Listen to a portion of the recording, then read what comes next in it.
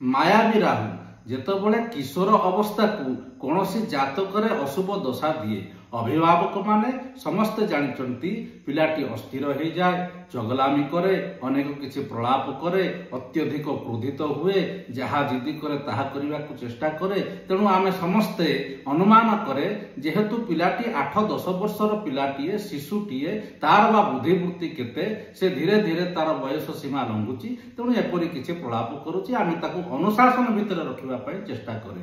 କିନ୍ତୁ ଆମେ ଭୁଲିଯାଏ ଜାତକରେ ଥିବା ଏହି ଅଶୁଭ ମାୟାବୀ ରାହୁର ଦଶା ତାକୁ ତାରି ଗୁଣରେ ଅନୁପ୍ରାଣିତ କରିବାକୁ ଚେଷ୍ଟା କରୁଛି।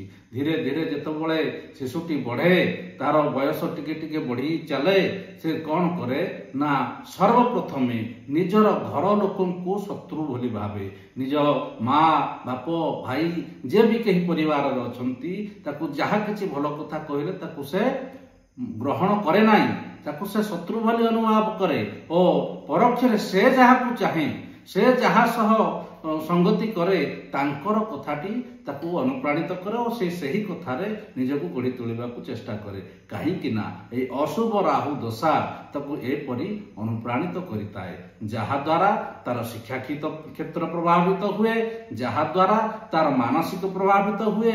ଏମିତିକି କୁସଙ୍ଗତିରେ ଯଦି ସେ ପଡ଼ିଯାଏ, ନିଶାସକ୍ତ ଠାରୁ ଆରମ୍ଭ କରି ଅନେକ ଅସାମାଜିକ କ୍ରିୟାକଳାପ କରିଥାଏ, ଯାହା ଏହି ମାୟାବୀ ରାହୁର ଅଶୁଭ ଦଶାର ଫଳ ହେଇଥାଏ।